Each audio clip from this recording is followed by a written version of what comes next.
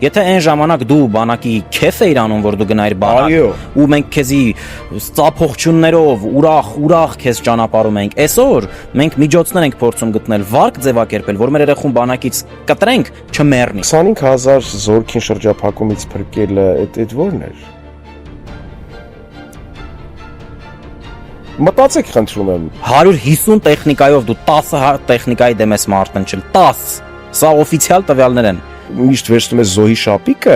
սա խոսում է թուլության մասին, իսկ դա լավ բանի չի բերում։ Նման մարդկանց, սա որ մի հատ խելացի ադրբեջանցի լինի հայերեն թարգմանի ու նայի, ինքը պետք է գնա հողը փորի մտնի տակ։ նայում են, վստահ է նայում են։ Բարևում ենք ձեզ։ 8 միլիոն դրամ վճարում ես եւ դու ինչ ես։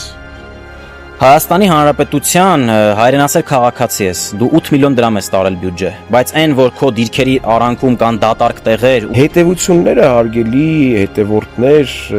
դիտողներ, թողնում ենք ձեզ։